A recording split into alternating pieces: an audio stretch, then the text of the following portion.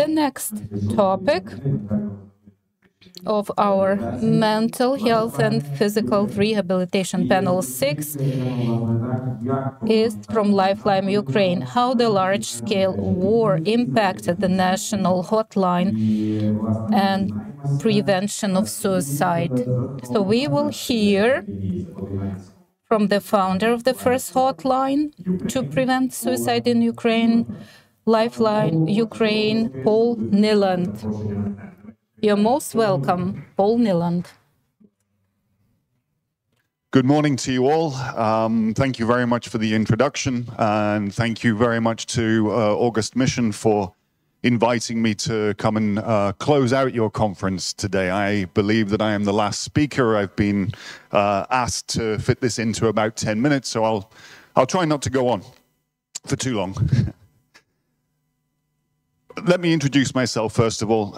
As our colleague here just introduced me, my name is Paul Niland, not Niland.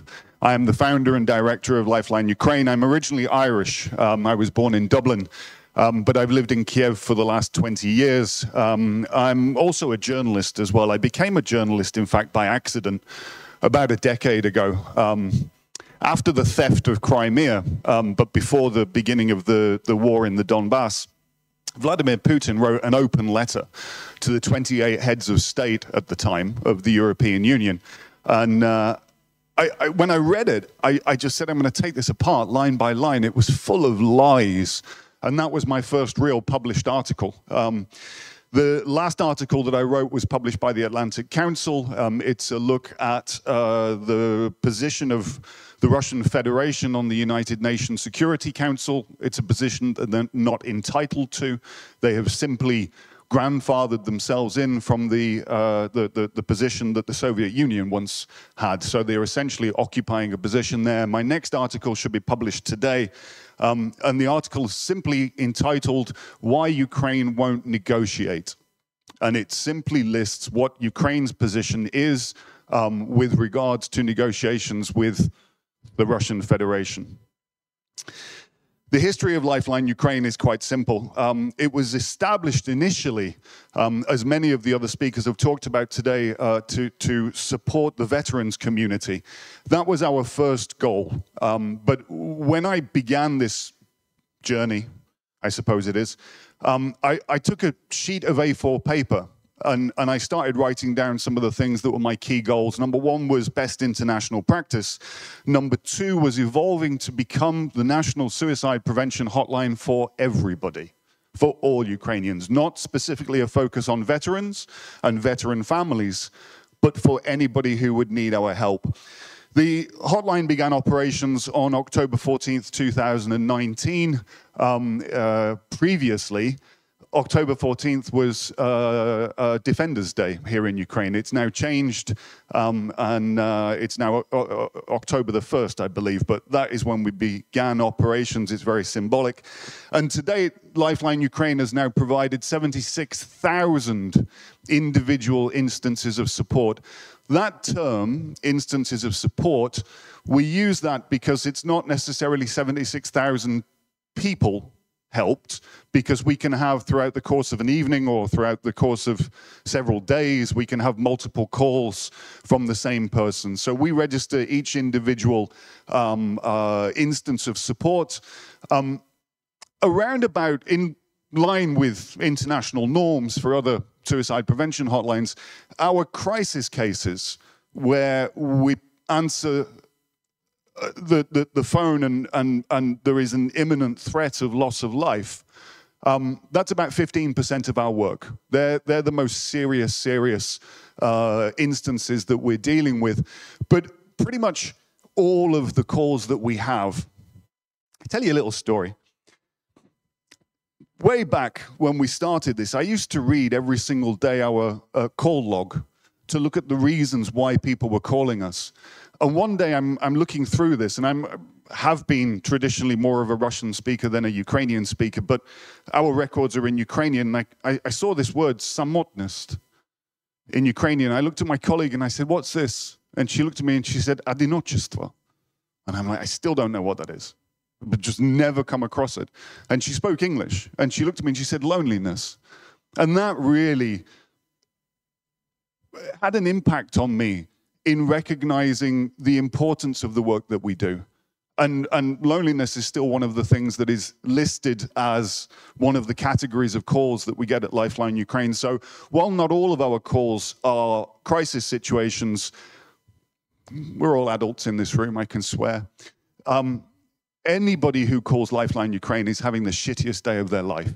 And what we do is we are there to provide support and to help that person. One of the previous speakers was talking about breathing exercises. It's one of the things that we do very, very regularly when people call us is we help them to regulate their emotional state through breathing exercises. It's one of the most simple and effective tools that we can use. The question or the title of the presentation is, how has the full-scale war affected us? Well, before the 24th of February, it's an infamous date now, and I despise using that date, but it is a part of our history now and a part of our reality. Before the 24th of February of last year, we used to average about 1,000 instances of support provided every single month. By the summer of 2023, we were providing an average of 4,000 instances of support per month, which is a stark indicator of the level of psychological trauma that exists throughout the country. We've been able to manage the surge in demand with our existing resources, I mean our existing human resources. But recently what we've been doing is we've also been adding volunteers to our team as well to spread the burden a little bit. You can imagine that anybody who works in our line of business, the nature of the calls that we're taking, the kind of conversations that we're having, they're difficult on our consultants. And so adding to the team means spreading the volume of calls between a larger number of people. The other thing that happened was that, I mean, Kiev came under attack immediately on the 24th of February, but eventually Ukraine's armed forces, Slava SCU, they pushed the Russian invaders out of Kiev Oblast. And then we began seeing the kind of war crimes and atrocities that the Russian occupation had led to. And at the time, I was reading a book called When the Dust Settles. It's by a British crisis management specialist called Lucy Stanhope. And what she does is she goes around the world at the request of the British government after a mass casualty event, after natural disasters like tsunamis or earthquakes or things like that. And she's one of the key crisis management people in the UK. And I knew, looking at the kind of traumas that had been inflicted by the Russian invaders, I knew that Lifeline Ukraine needed to adopt a similar crisis management kind of approach. So we began to prepare. And how did we begin to prepare? Well, we organized training sessions so that we could be better prepared to help people who are calling us in the particular instances of support that would be needed as a direct result of this phase of the war. So the first one that we tried to understand better was how to help people who are displaced. And there are two ways of looking at this. Number one is you can look at it from the individual perspective. So for each individual, each family, they've lost everything that was close to them. They've lost their homes, they've lost their schools, they've lost their friends, they've lost their jobs, they've lost all familiarity.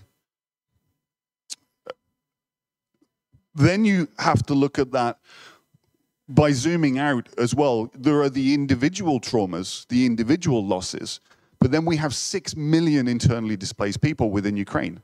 And we have another 4 million Ukrainians who are now in third countries as refugees as well. So we knew that this was going to be a big issue. The next thing that we looked into is how women are specifically affected by the war.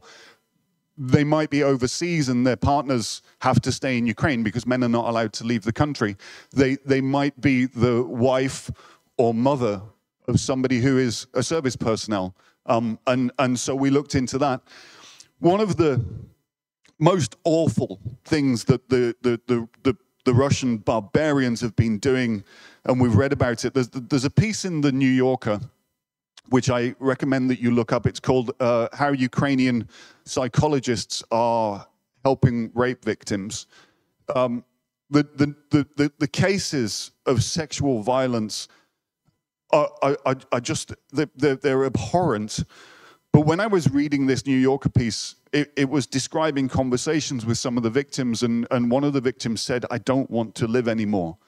And we knew that this was going to be something that Lifeline Ukraine was going to have to know how to approach and how to help people to see a path forward from. How were children affected by the war?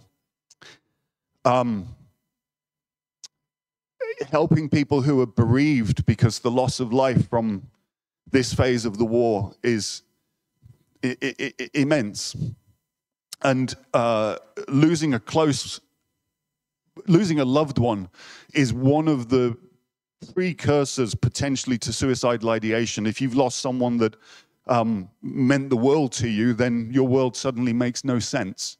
And so we needed to understand more how to help people who are bereaved.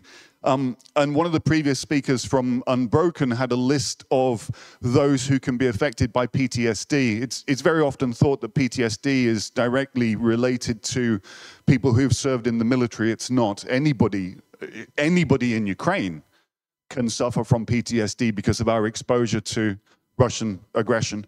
So they're the kinds of things that we did in the second half of 2022 to prepare ourselves to serve the country. That's what we do. We serve Ukraine. The future of Lifeline Ukraine looks like this. At 4 years old, we've got a lot of experience already, but we're still a relatively young organization, and so we have room to grow. We have to continue to raise awareness of Lifeline Ukraine. I wrote the word anticipate there. We can bet on this, we can guarantee this. The call volumes to Lifeline Ukraine are going to continue to grow, and so must our team.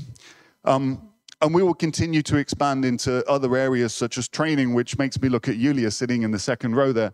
Yulia from the International Medical Corps is waiting on my updated proposal following our last meeting on Tuesday, because we're going to be doing more and more training in partnership with IMC throughout the regions to go and talk to psychologists and social workers in various different oblasts to help them to understand better how they can support somebody who may be experiencing suicidal ideation. In closing, money's important. Money is always important. We've been lucky to have been supported by various groups from the international donor community. We've had a grant from the US State Department, one from USAID, one from the British Embassy. But the fact is that Lifeline Ukraine has an operating budget that we need to meet in order to be able to continue providing the support that we've been providing for the last 4 years. So one of the things that we're doing right now is we're focusing a great deal of our attention through our social media awareness work on fundraising, crowdfunding. And so we're encouraging people to support us on a regular basis on Patreon or make donations through PayPal. There's a way to donate through our website as well. We're also, in addition to that as well, building a corporate coalition, which currently stands at just 2 members, but companies who look at the potential loss of a colleague to suicide as a matter of their employee safety, rather than a donation to my charity as a matter of corporate social responsibility. And in fact, the second organization or second company that joined the corporate coalition, one of their senior management had lost a child to suicide. And so when I had that conversation with him, they were straight on board immediately. I've left my email address there at the bottom. It's very simple. The organization is Lifeline Ukraine. My email address is paul@Lifeline Ukraine. If anybody would like to write to me or inquire further about how they could support the work of Lifeline Ukraine, if there's anybody from the international donor community who would like to give us a grant, that would be awesome. My contact details are there, paul@Lifeline Ukraine, and I thank you very much for your attention. If you have any questions, then I'd be more than happy to